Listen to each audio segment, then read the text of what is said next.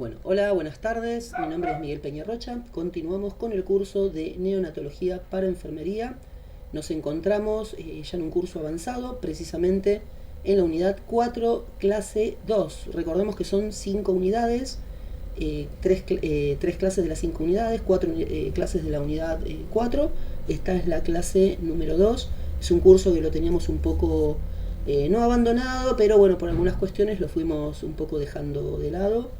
Estamos con otros cursos también, el de terapia intensiva, el de farmacología que ya terminó la semana pasada y el de pediatría. Así que bueno, hoy nos encontramos, como habíamos dicho, en la clase de neonatología, unidad 4, clase 2. Bien, la clase con lo que vamos a compartir, vamos a hablar un rato hoy, es nutrición en el recién nacido. Mi nombre es Miguel Ángel Peñarrocha, soy profesor de enfermería, ¿sí?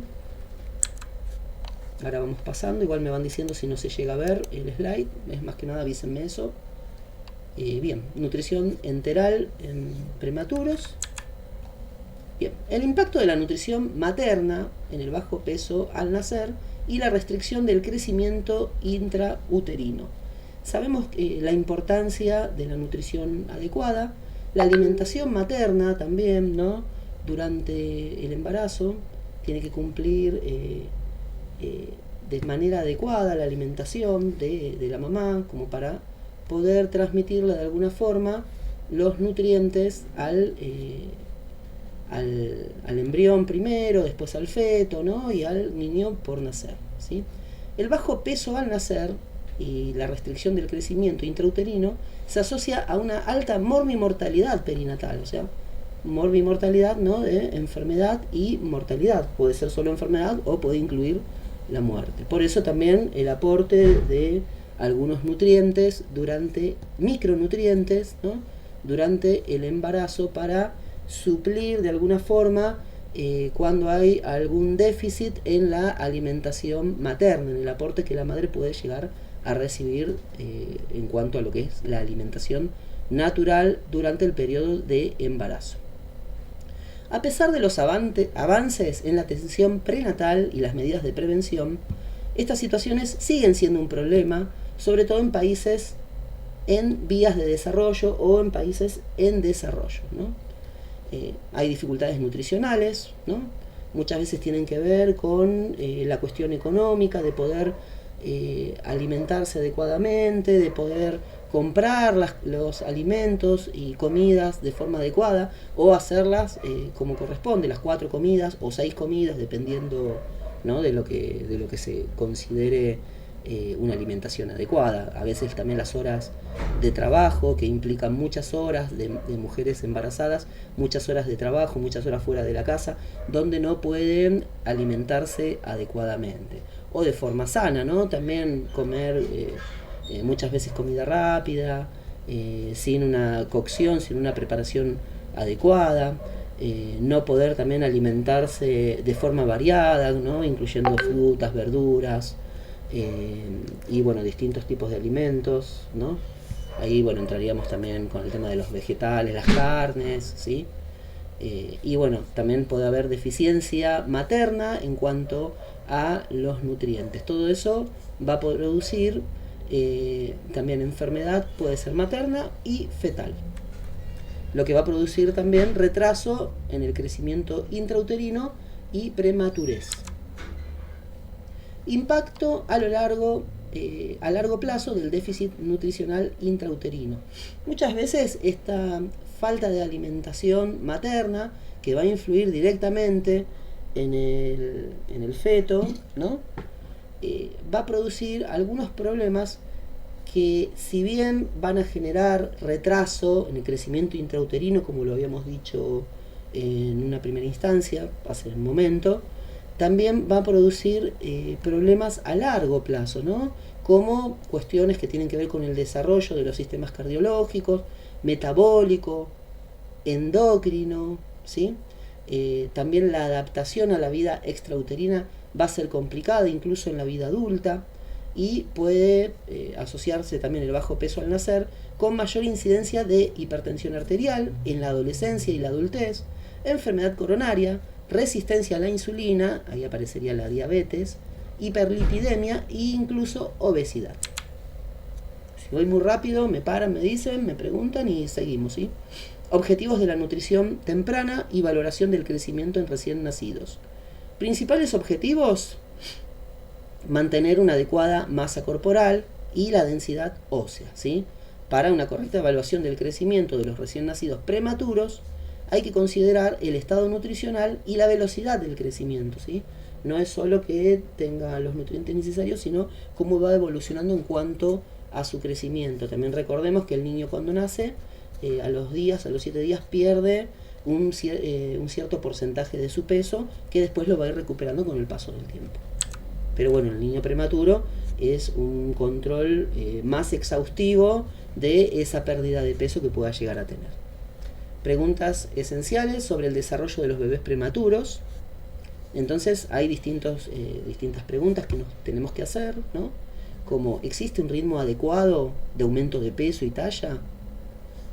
¿Cuál es el que deben alcanzar, ¿no? Perímetro cefálico, talla, peso.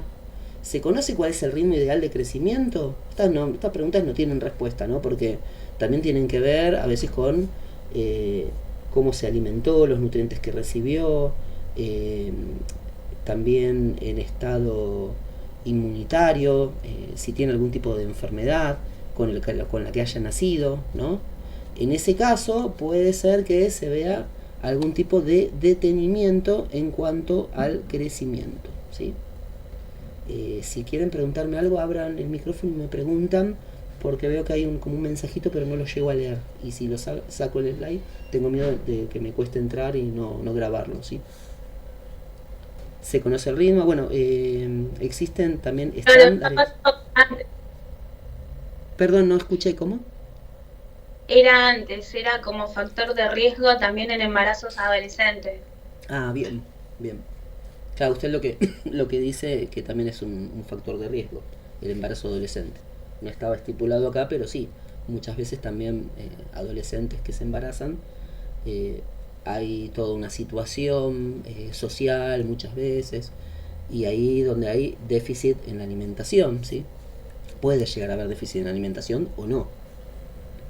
Existen estándares de referencia fiables, ¿no? Y ahí es lo que siempre hablamos del famoso percentilo, ¿no? El percentilo que indica el crecimiento de un niño, ¿no? O de un bebé en determinada población, en determinada comunidad.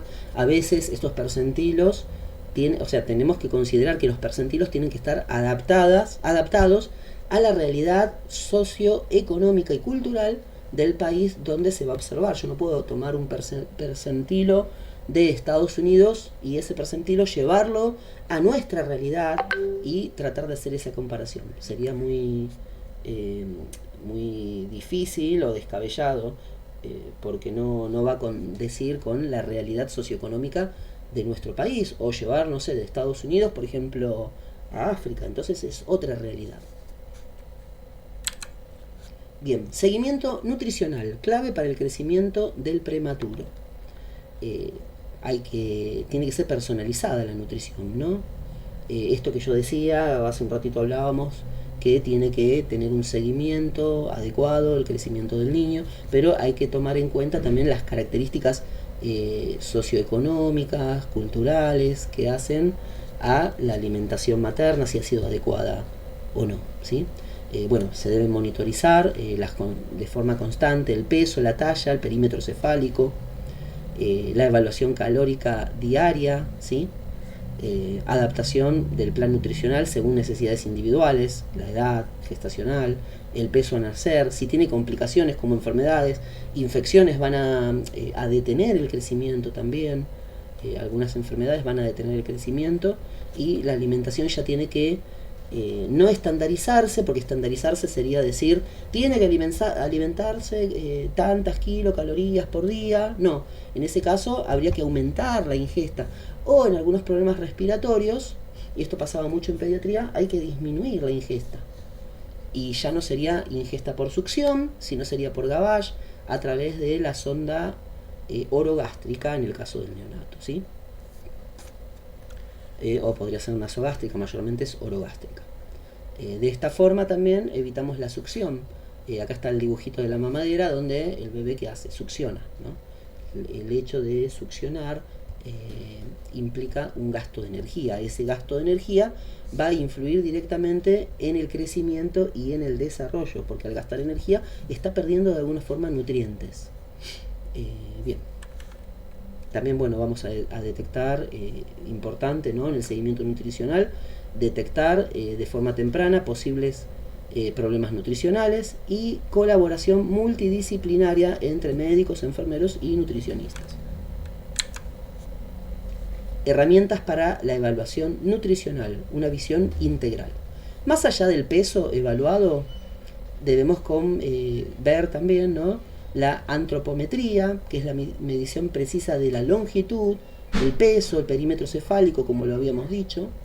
Análisis de la composición corporal para ver la masa corporal, la masa muscular, grasa, agua también.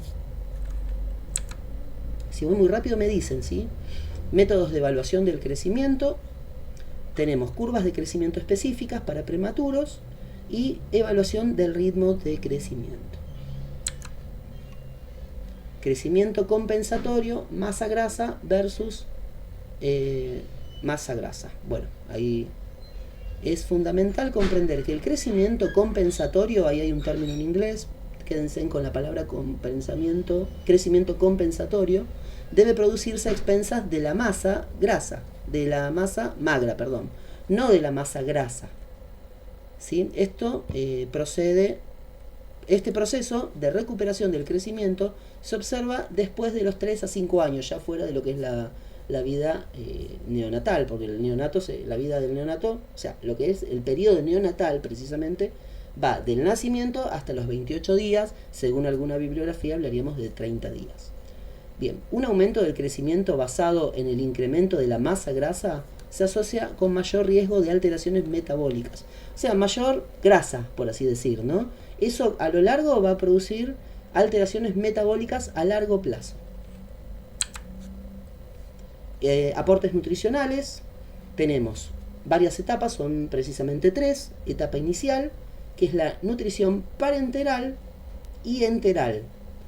La segunda etapa, leche humana fortificada y o leche de fórmula para prematuros, ¿sí? Vieron que hay leches para prematuros.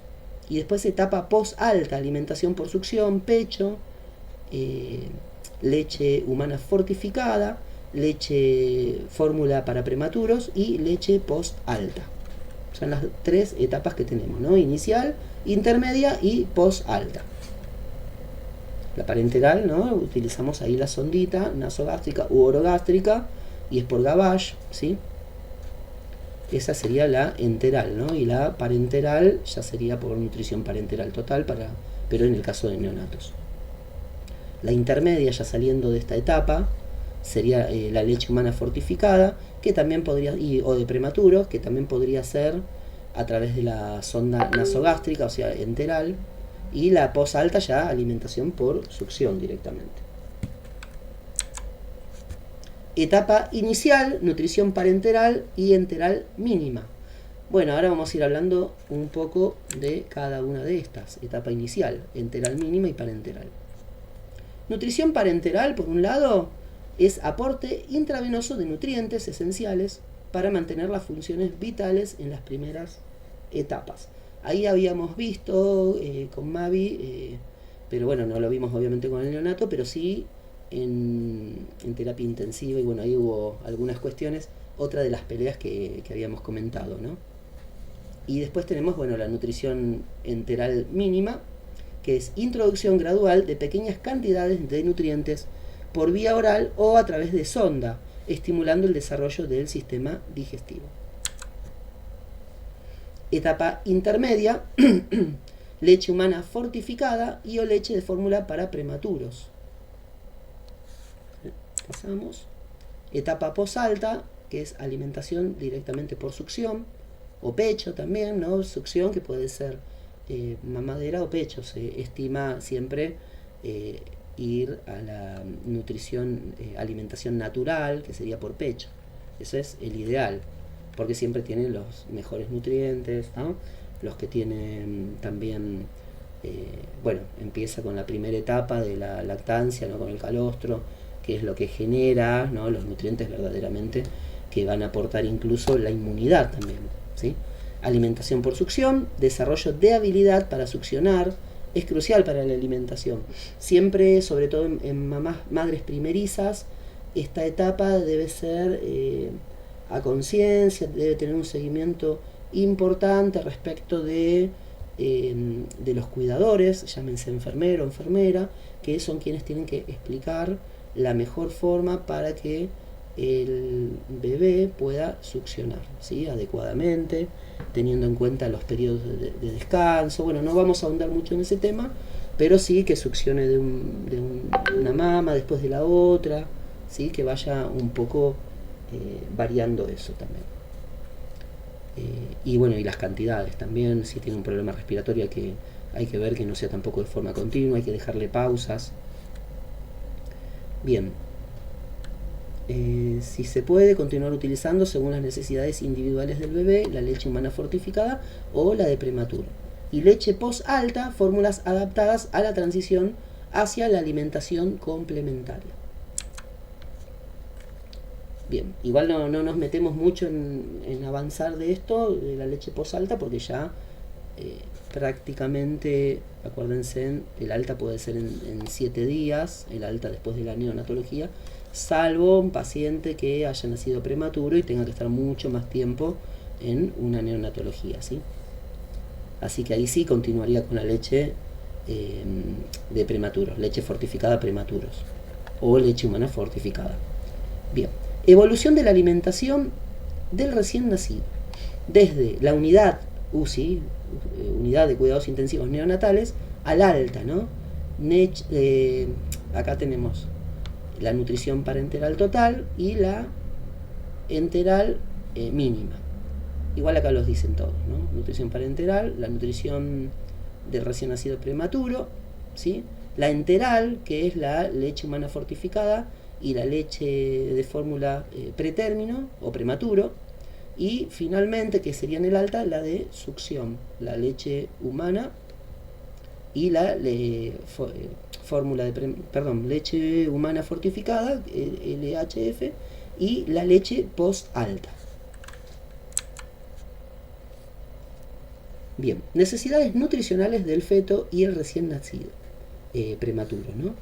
Requerimientos nutricionales del feto, desafíos nutricionales y una breve explicación de lo mismo. Ahí vamos con cada uno.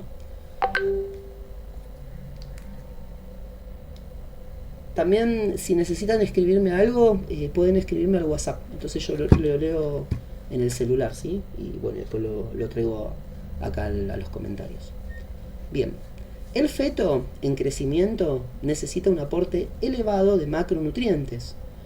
Por ejemplo, proteínas, y ahí tenemos las cantidades: 3,8 gramos kilogramo día, glucosa 10 gramos kilogramo día y lípidos 4 gramos kilogramo día. El aporte proteico precoz es crucial para evitar el balance nitrogenado negativo. Algunos desafíos nutricionales del recién nacido pretérmino. Bien, a menudo presentan restricción del crecimiento extrauterino o postnatal, independientemente de que estén siendo alimentados con las fórmulas adecuadas. Puede llegar a presentar algún tipo de retraso de crecimiento extrauterino, es decir, posparto, ¿no? Explicación. La restricción del crecimiento en recién nacidos pretérmino puede deberse a diversos factores. Imaginemos que un bebé, un recién nacido que ha nacido antes del término, va a tener inmadurez de determinados órganos, por ejemplo el sistema digestivo, lo que va a producir dificultad para absorber algunos nutrientes, ¿sí? También es fundamental un seguimiento nutricional individualizado. De esa forma se van a ir generando nuevas estrategias. El desafío nutricional en recién nacidos. Bien, en recién nacidos prematuros se debe lograr un aporte calórico proteico que sea adecuado, ¿sí? ¿Para qué? Para evitar retrasos en el crecimiento y que se generen situaciones críticas que puedan poner en riesgo la vida del recién nacido. Bien, esto que dice, ¿no? También de que hay que evitar las interrupciones de la alimentación que pueden ser causadas por problemas médicos, problemas de salud, ¿no? Pasaba también, bueno, esto lo veía mucho yo ya trabajando en pediatría más que en neo, niños con problemas respiratorios, donde no podían alimentarse adecuadamente porque si succionaban, y teníamos bebés de quizás no de un mes, quizás no de 15 días, 20 días, porque ya no era neo, era pediatría, pero en pediatría empezábamos a ver pacientes de más de 30 días. Es decir, 30 días se iba de alta a la casa, se complicaba por alguna situación respiratoria, ¿a dónde iban a ser internados? No volvían a la neo, volvían a la pediatría, ¿sí? Entonces ahí es donde ya como enfermero de pediatría recibíamos niños de un mes, 31 días. Un mes y un día ya lo veíamos ahí. Y bueno, ahí sí veíamos, había que colocarle muchas veces la sonda nasogástrica para alimentarlo por gavage. ¿Por qué? Porque se generaba algún problema respiratorio donde no podían succionar. Si succionaban, terminaban produciéndose algún tipo de dificultad respiratoria. Entonces ahí es donde no se interrumpía del todo la alimentación, se interrumpía la alimentación vía oral a través de la mamadera o la lactancia, se colocaba una sonda, y si esto, supongamos, se ponía la alimentación cada 2 o cada 3 horas, tantos centímetros cúbicos, ¿no? de leche maternizada o humana,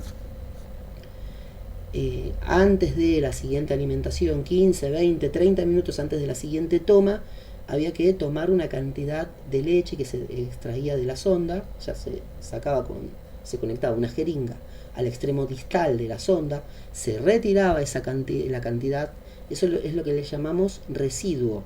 Si tenía una cierta cantidad, que era mucho más, supongamos que le dábamos 60, y sacábamos de residuo 30, era muchísimo. Entonces ahí es donde avisábamos al médico y muchas veces se terminaba suspendiendo la alimentación. No se veía solo el residuo, se veían otras cuestiones, el aumento en la dificultad respiratoria, el abdomen distendido, podría ser la saturación también, ya podría pasar a utilizar oxígeno complementario.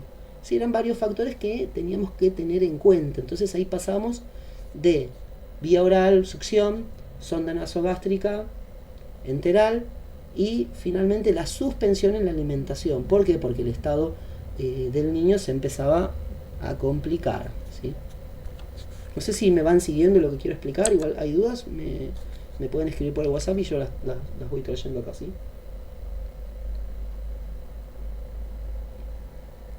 Bien. Inicio del aporte energético en recién nacidos prematuros. Perfecto. Bueno, espero no estar yendo muy rápido con mis ansias de avanzar, ¿sí? Porque estamos con el PowerPoint 21 de 53. El aporte energético de recién nacidos prematuros debe comenzar desde el primer día de vida. Como es prematuro, ahí iniciaríamos con nutrición parenteral. Eso igual es criterio médico, pero bueno, es lo que se recomienda. Lo antes posible se debe complementar con nutrición enteral mínima o nutrición trófica, alcanzando un mínimo de 24 mililitros kilogramo día en los primeros 4 días, ¿sí? Eso para que tengamos en cuenta. Entonces, si el niño, supongamos que pesa, no sé, 2 kilos, vamos a poner un número para que no tengamos que estar haciendo cuentas, ¿no? Pero si el niño el recién nacido, pesa 2 kilos y le tenemos que dar 24 mililitros kilogramo día, entonces ahí es donde, y generalmente es cada 3, cada 2, cada 3 horas la alimentación, ¿no? Entonces 24 mililitros por 2, ¿sí? Esos son 48 mililitros, porque pesa 2 kilos. Eso por día, esos 48 mililitros hay que dividirlo en varias tomas, calculando que son cada 3 horas. Y bueno, esa cuenta después, si quieren, la hacen. Después cuando yo les paso el slide, lo ven y hacen la cuenta a ver qué números les da, ¿sí? Bien, vamos. Ritmo de alimentación en recién nacidos prematuros o pretérminos, ¿sí? Bien, y ahí aparece la enterocolitis necrotizante. Es una preocupación constante al alimentar a los recién nacidos prematuros. Para minimizar el riesgo se consideran diferentes estrategias, incluyendo el volumen y la velocidad de alimentación. No tiene que ser mucho volumen y la velocidad tiene que ser la adecuada. Volumen, se ha propuesto dos opciones: 10 mililitros kilogramo día y 20 mililitros kilogramo día. O sea, entre 10 y 20 mililitros kilogramo día. La velocidad es el debate, se centra en si la alimentación debe ser más rápida o más lenta. Se debe individualizar, depende del recién nacido. Conclusión, no existe una respuesta única sobre el ritmo de alimentación. Y la decisión se va a tomar en base a cómo vaya evolucionando el recién nacido, ¿sí? Y si tiene riesgo de esta patología, ¿no? Enterocolitis necrotizante. Y las necesidades calóricas del bebé también.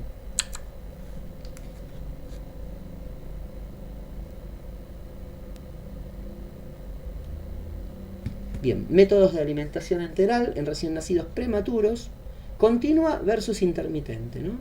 En recién nacidos prematuros, la alimentación enteral puede administrarse en forma continua o intermitente. La alimentación continua se realiza a través de sonda orogástrica o nasogástrica con una bomba de infusión durante 20 horas diarias. Se hacen pausas 1 hora cada 5 horas. La alimentación intermitente consiste en administrar volúmenes fraccionados cada 2 horas mediante jeringa y sonda sin ejercer presión. Yo había dicho todo el tiempo 3 horas, pero bueno, la bibliografía dice cada 2 horas, pero en la práctica también se ve en cada 2 o cada 3 horas. Esto también va a depender de los requerimientos nutricionales del niño y el estado de salud, ¿sí? En recién nacidos pretérmino, menores de 1500 gramos, no se han observado diferencias significativas entre ambos métodos en cuanto a la tolerancia, tiempo para lograr el aporte completo, crecimiento y duración de la internación. Sin embargo, en menores de 1000 gramos, la alimentación continua se asocia con un aumento en la velocidad de ganancia de peso, pero también con mayor índice de apneas. Conducta ante la presencia de residuos en recién nacidos. Lo que habíamos hablado un rato, ¿no? La presencia de residuos. ¿Se acuerdan esto que conectábamos la jeringa, retirábamos? Administramos la cantidad de leche materna por sonda, ¿no? Gavage le decimos. Pasan las 3 horas, media hora antes de la próxima toma, se le retira con una jeringa que se conecta al extremo distal de la sonda y ahí se retira la cantidad de... Si es que tiene residuo, a lo mejor no tiene, ¿no? Residuo es lo que no estaría digiriendo el bebé. Bien, conducta ante la presencia de residuo en recién nacidos pretérmino. La primera conducta. Ante la presencia de residuo en un recién nacido pretérmino, es fundamental evaluar el estado clínico del recién nacido, la semiología abdominal, si tiene el abdomen distendido, como habíamos dicho antes de tomar la decisión de interrupción de la alimentación. Esto igual se trabaja en conjunto con el médico y se evalúa y bueno, y ahí se determina cuál es la conducta a seguir. El segundo punto, un volumen de residuo se considera significativo si representa más del 50% de la última toma administrada en las últimas 3 horas, o si excede los 2 a 4 mililitros kilogramo de peso. Ahí habría que hacer cuentas también, ¿no? Pero bueno, básicamente el 50% es lo que habíamos dicho. Incluso lo habíamos dicho. Igualmente en el 50% habría que considerar otros problemas, como los problemas si tiene problemas respiratorios, si tiene algún tipo de otra complicación que pueda llegar a aparecer. Bien, el punto 3, las características del residuo deben ser analizadas. Si se determina que es de origen alimentario, se debe realizar una observación cuidadosa del recién nacido. Se puede continuar con la alimentación.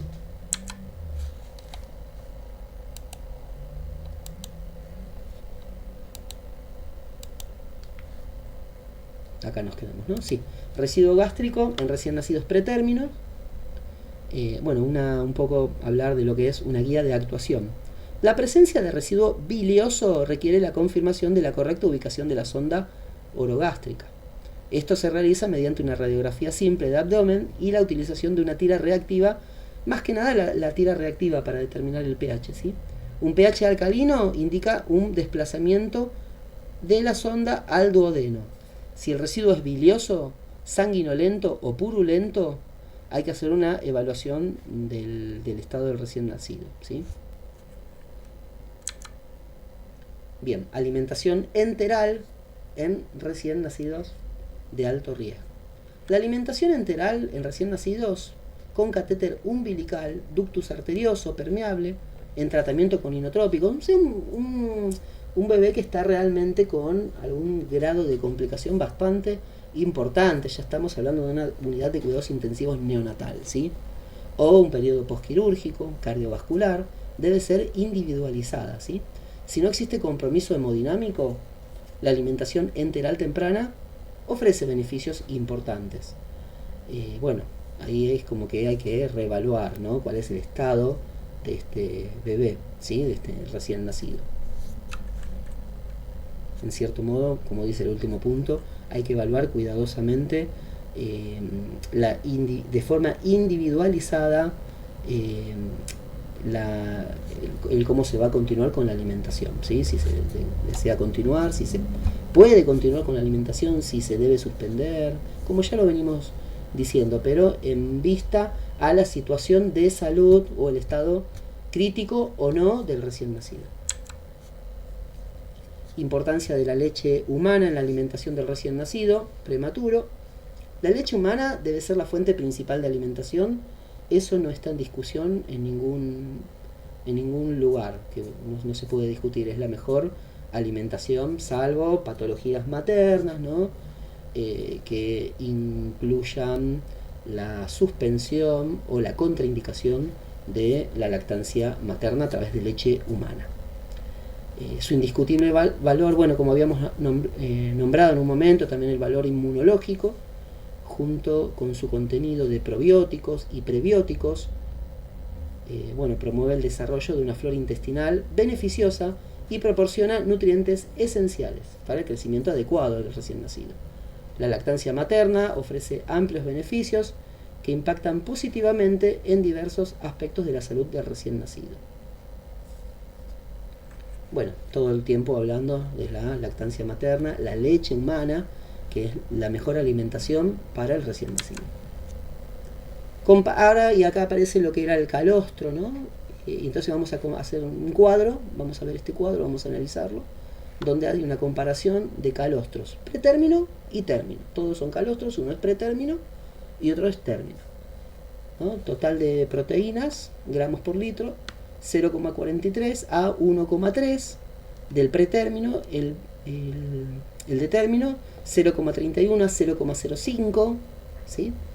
La IgA, inmunoglobulina A, ¿no?, 310,5 a 70 y 162 a 21.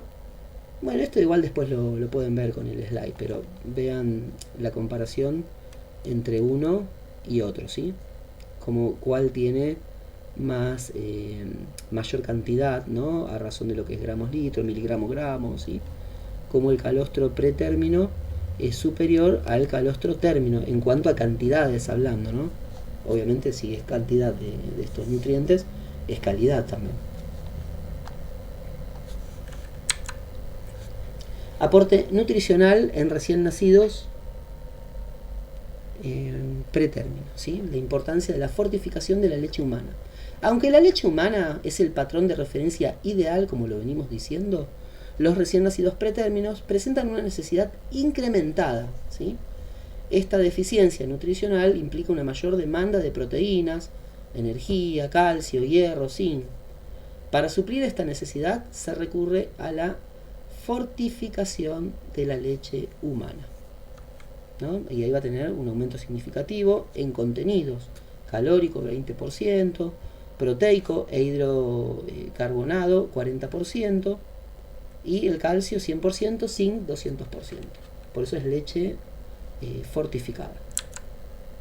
Comparación, este es más interesante todavía, ¿no? Este cuadro es una comparación entre la leche humana pretérmino y los fortificadores, ¿sí? De este lado, ¿no?, unidad por cada 100 mililitros, energía, grasa, hidratos de carbono, proteínas, calcio, fósforo, magnesio, sodio, cobre, zinc. Fíjense en la leche humana, ¿no? Vamos a comparar uno: energía, kilocaloría. 71 la leche humana, el fortificador 85, el fortificador 1 y el fortificador 2 86. Y así con cada uno, como va superando cada uno más que el otro, ¿no? Por eso en el pretérmino, ¿no? Como es necesario estos tipos de fortificadores, el 1 y el 2, dependiendo del estado del paciente, va a cambiar. Pero en algunos no, incluso es un poquito menos. El cobre 122 en el fortificador 1, en el 2 60, ya es menos, pero en algunos es más. ¿Vamos bien hasta acá?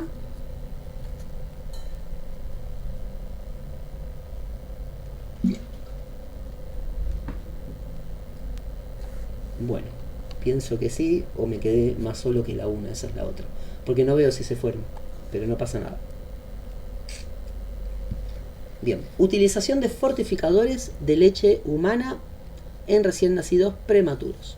Los fortificadores de leche humana son suplementos nutricionales que contienen múltiples componentes, como los que habíamos visto, hierro, zinc, kilocalorías determinadas, ¿sí?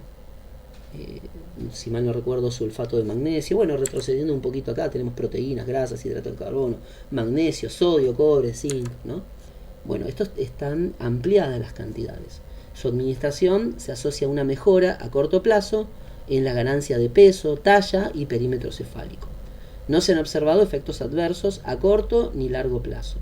Su uso se indica cuando el aporte de leche materna es de 50 a 100 mililitros kilogramo día y pueden prepararse utilizando un volumen de leche materno recolectado diariamente. Flora intestinal y alimentación en recién nacidos. La flora intestinal del recién nacido se coloniza influida por la flora materna, la dieta, ambiente, estrés, ¿sí? El tipo de parto también, si fue vaginal o fue cesárea. El parto vaginal permite la adquisición de flora materna, favoreciendo el desarrollo de bifidobacterias con la lactancia materna. O sea, toda esa exposición del recién nacido de alguna forma lo ayuda también a poder generar algún tipo de inmunidad para protegerse ante los factores externos que se presentan en la vida diaria, ¿sí?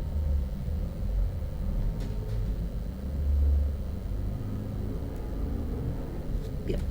¿Qué es un alimento funcional? Un alimento funcional se define como un alimento o ingrediente alimentario modificado que proporciona un beneficio para la salud, más allá de su valor nutricional.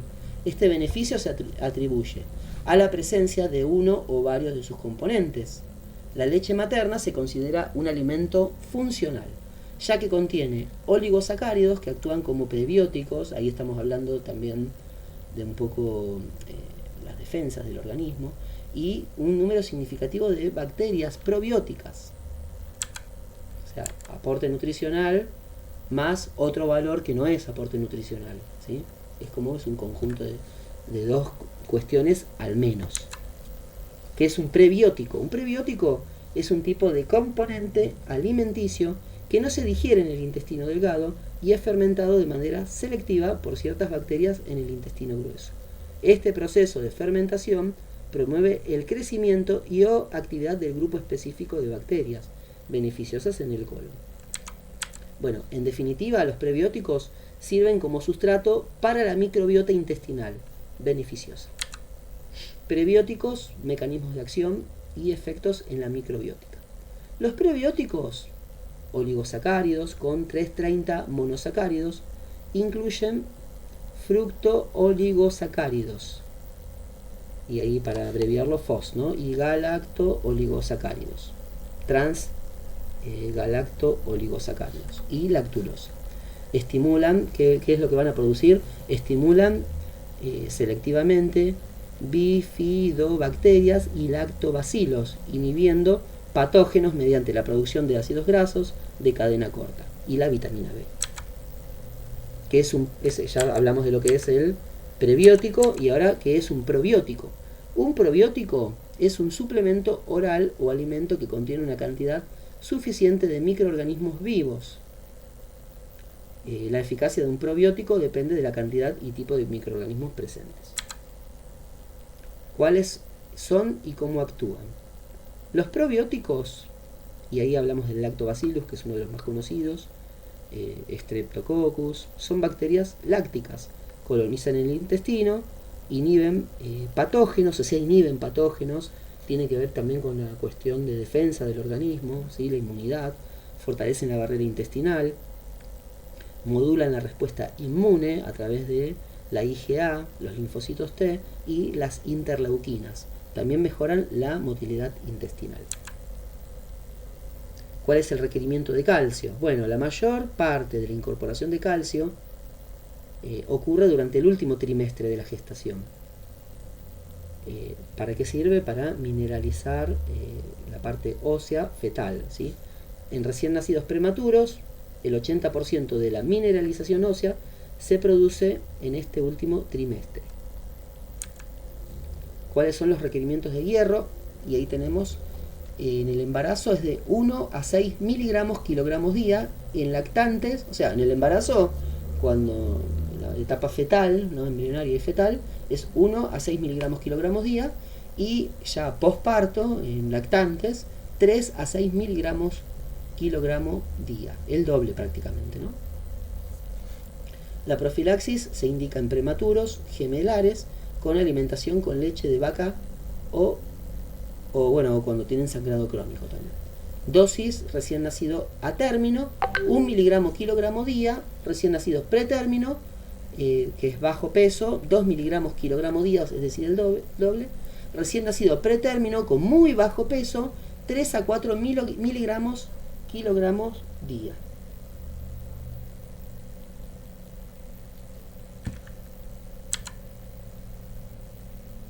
Bien, ¿cuál es el requerimiento de zinc? El suplemento de zinc en neonatos de bajo peso produce mejoría del crecimiento. El aporte sugerido es 450 a 500 microgramos kilogramo día. Es muy importante el zinc, ya que su déficit en el embarazo afecta el desarrollo embrionario y el crecimiento fetal. La nutrición del prematuro luego del alta. Bueno, la alimentación del recién nacido prematuro es crucial para su desarrollo y crecimiento.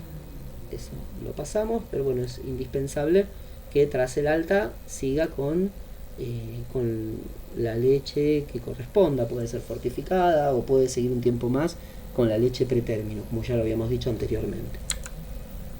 El desafío de la transición. El paso de la unidad de cuidados intensivos al hogar representa un cambio significativo para el recién nacido pretérmino y su familia. Bueno, ahí habla también de la importancia de la educación para con los padres, ¿sí?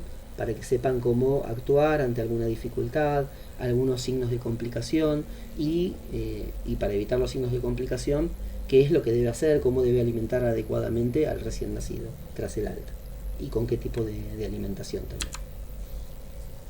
Composición nutricional, leche humana versus fórmulas. Bueno, esto igual ya más o menos lo habíamos visto también. Pero bueno, acá hay una comparación entre la leche humana, la leche de fórmulas pretérmino, la fortificada y la post-alta. Igual acá están todas las definiciones, ¿no? Leche humana, LH, leche de fórmula pretérmino, esta, ¿sí? Leche de fórmula de término y la fórmula post-alta.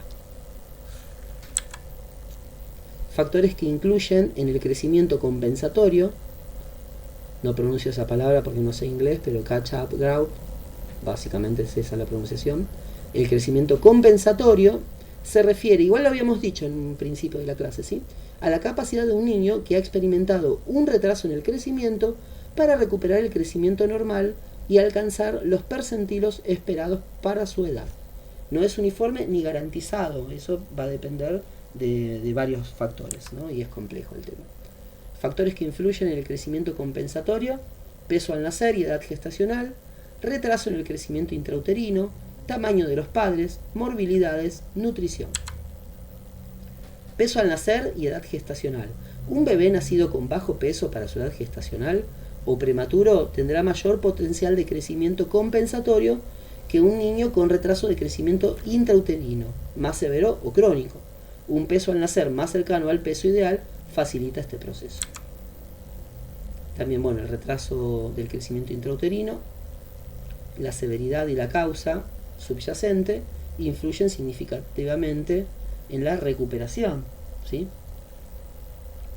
También puede haber algunos factores que van a permitir un crecimiento compensatorio, que bueno, puede haber otras causas que no lo van a permitir, como malformaciones congénitas, o por lo menos va a ser más dificultad, va a haber más dificultad para el crecimiento y la recuperación de un peso adecuado.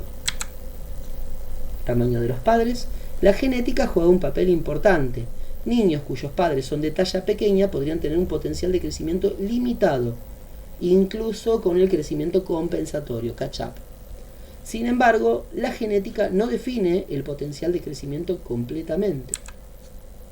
Morbilidades, enfermedades crónicas, infecciones recurrentes, problemas de absorción de nutrientes pueden interferir con el crecimiento compensatorio. Un niño con una enfermedad crónica que requiere tratamiento médico continuo puede tener un crecimiento compensatorio más lento. En cuanto a la nutrición, una nutrición adecuada es crucial.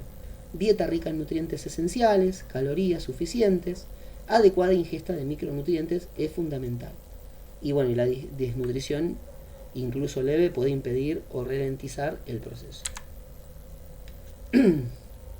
Cronología del crecimiento compensatorio no es una regla fija, o sea, puede ir creciendo de forma adecuada, como no, puede detenerse, puede retroceder incluso, y el perímetro cefálico es un importante indicador para determinar el neurodesarrollo.